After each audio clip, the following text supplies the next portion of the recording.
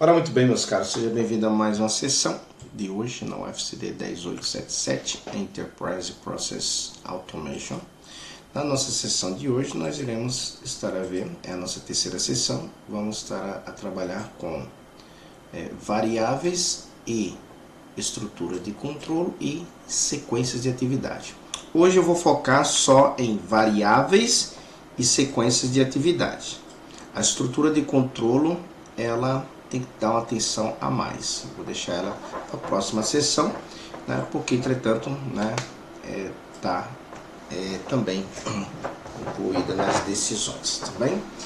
Então, muito bem. Hoje vamos trabalhar a questão das variáveis e sequências de atividade, que é o foco do RPA. Automações com sequências, tarefas repetitivas. Muito bem. Então, certo? Nossa agenda é essa, ok? Tá bem? São esses dois itens em questão. Bom, primeiro nós vamos mostrar para vocês na área da programação. Isso vale para toda a linguagem de programação, que eu vou falar cá para vocês também, tá? Que é a questão de variáveis, tá?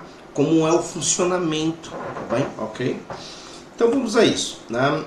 As variáveis são utilizadas para armazenar dados temporários durante a execução de um processo no UiPath. Esses dados podem ser usados e alterados ao longo do fluxo da automação, Então, as variáveis, eu creio que eu já tenho falado há um bom tempo sobre isso com vocês, vamos relembrar novamente, é muito bom, né? É tudo que nós declaramos e vai ficar armazenado lá na memória do computador, na memória do dispositivo, tá bem? Então, as variáveis, elas são armazenadas de formas temporárias. E depois nós podemos precisar dela, tá? Em algum momento da operação. Imagine que a variável, eu trouxe para vocês aqui, tá? Ela armazena, né? Ela armazena tudo na memória do computador. Isso é facto, tá? Então, fica tudo na memória mesmo. Entretanto, é como se fossem umas gavetinhas. Lembra as gavetas que nós colocamos ali? O t-shirt, né? A calça, né? Certo? As cuecas, entre outros, tá bem? Tá? Meias, essas coisas. Então, são gavetinhas. Quando, em qualquer momento, que eu posso dizer assim, da automação, da execução do programa, poderá ser necessário usar uma dessas gavetinhas aqui, tá bem? Então, vai muito do algoritmo dizer, se o algoritmo tiver escrito, né, que vai precisar daquela memória em questão, então ela estando disponível, tá? Ela está armazenada e pode ser acessada.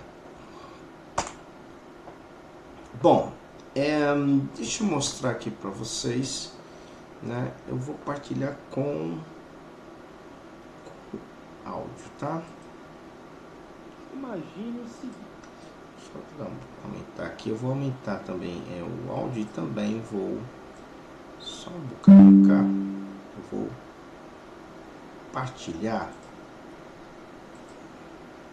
novamente com áudio, tá? Só um bocado. Pequeno resumo. Vamos a isso. Imagine o seguinte cenário. Alguém te pede para ir ao supermercado e comprar algumas coisas. Ela então te fala: compre meia dúzia de ovos, 2 litros de leite, 3 latas de leite condensado, um pacote de arroz e 2 quilos de coxa de frango. São muitos itens. Então você armazena eles na sua cabeça, que é a memória humana. E quando chega no supermercado, vai lembrando e realizando a compra. Da mesma forma, o computador possui uma memória e armazena nela os dados que precisa para utilizar no processamento. Porém, o computador trabalha com um sistema binário, ou seja, os dados são transformados em zeros e uns para serem armazenados em pedaços da memória, os quais chamamos de bytes. e cada um é identificado e acessado por um endereço. Então, podemos assumir que uma variável ela representa um espaço na memória e possui algumas características. Para entender melhor, pense no seu endereço, na sua casa. Ela também representa um espaço, né, no bairro, na cidade em que você mora. Ele possui logradouro, se é rua, avenida, o tipo da residência, se é casa, apartamento, o número, o bairro, entre outras características. Da mesma forma, uma variável possui um nome, um tipo, o conteúdo que ela armazena, mesmo que esse possa mudar com o tempo, dependendo do seu uso em algum programa, mas é importante lembrar que, embora uma variável possa armazenar valores diferentes ao longo do tempo, ela só pode armazenar um de cada vez. Muito bem. Então aqui está, ok? É um breve resumo, ok? Um breve resumo relativamente a variável, ok? Eu vou avançar aqui. Então vamos dar um exemplo sobre isso. Como é isso? Então vamos supor que eu vou declarar uma variável com o nome lanche, tá? Desculpem, né, o exemplo brutal, né? Nesse horário do almoço, então seria um prato de almoço, mas vamos a isso. Então o lanche, quando eu declaro que o lanche é hambúrguer, ele vai para a memória do computador, do seu computador. E quem faz o processamento computacional é, claro, que é o processador, ok?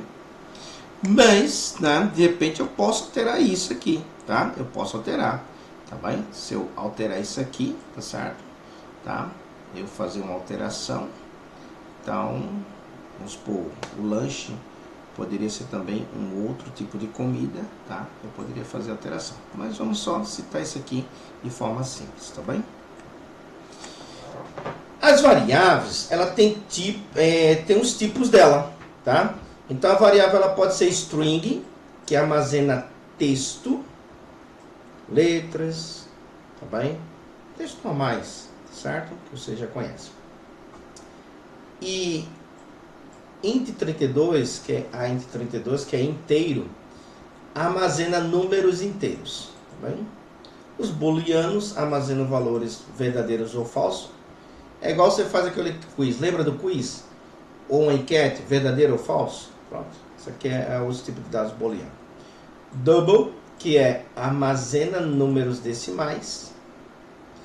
Datetime, que é nesse caso armazena datas e horas. E generic values, que é o tipo genérico, útil quando o tipo de dados pode variar. Isso aqui é específico do próprio o IPF, lá no IPF, tá bem? Tá certo?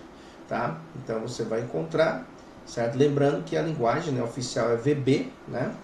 Tá certo? Então, você que já programou, tá? Então você já vai lembrar e ficar mais enturmado, né, com isso aqui, tá?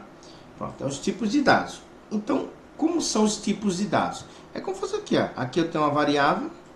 Essa variável, o nome dela é lanche. E qual o tipo? Se eu fosse escrever o nome hambúrguer, ao invés de escrever aqui está uma imagem. Essa imagem, ela era um tipo de dados de quê?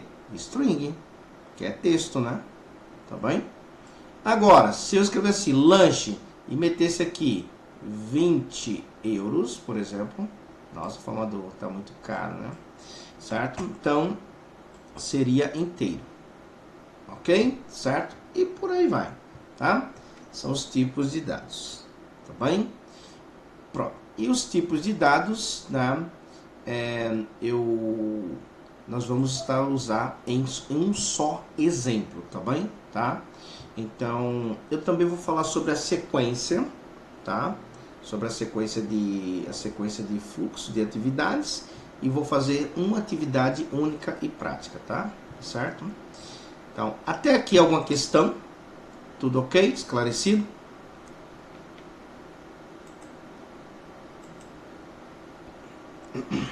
Muito bem. Então, vamos a isso.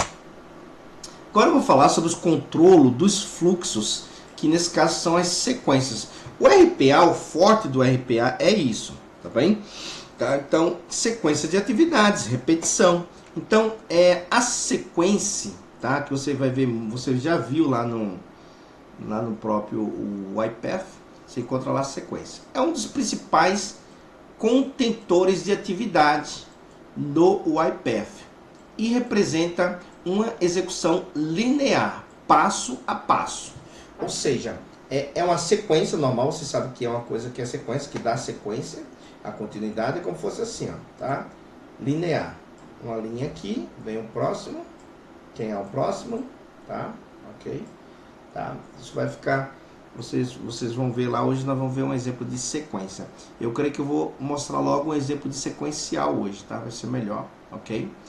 Eu vou aqui fazer, só abrir o sistema aqui das chamadas, só um bocadinho, tá? Muito bem, ok, pronto, e já foi. Perfeito, né? Então vai ser variáveis e sequências. Muito bem, ok, perfeito, tá? Então vamos a isso. Muito bem. Então isso é o tipo de sequência, tá? A sequência, né, que é o forte do RPA, porque um bot, por exemplo, ele vai criar, né? Ele vai fazer, vai criar, vai executar, que digo, coisas repetitivas, tá? Então o que você vai repetir every day, todas as coisas, everything every day, todos os dias você vai fazer isso, então é bom ter um agente lá, algo que vai, né? Um bot, por exemplo, para fazer isso aí. E as sequências de atividades têm aí as características das sequências, tá? Chama-se mesmo aqui sequência, tá bem? Tá? As atividades, elas são executadas de cima para baixo, pela ordem definida, tá? Eu vou mostrar para vocês daqui a pouco, tá?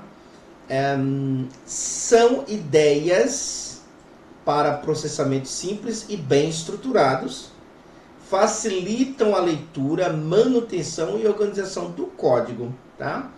A formador me deu curiosidade para ver essas sequências que são executadas pela ordem de cima para baixo, tá? Vou mostrar aqui para vocês, aqui, ó, tá? Vou mostrar aqui para vocês. Aqui eu tenho uma sequência, eu tenho sequência aqui, ó, 1, 2, 3. Pode ver que ela tem, ó, uma seta, é de cima para baixo, tá bem? Tá certo? Então é isso cá, meus caros, tá bem? Tá? Então se eu quiser nesse caso criar várias outras sequências aqui, tá? Então eu posso até inserir mais sequências aqui, ó, tá bem? Ok? Só pegar, não tem segredo, só pegar esse aqui tá fora, né? Mas eu posso meter lá dentro, tá? Vou excluir ele aqui, tá? Então vou utilizar cá, eu posso ou escrever aqui ou arrastar, tá? Lembra que nós fizemos sequência, enter, pronto, já tá cá. Então a sequência é de cima para baixo, tá bem? Com isso eu fiz a demonstração, tá? A demonstração, tá? Como é a sequência, tá bem? E agora nós vamos para a nossa parte prática a usar o iPath.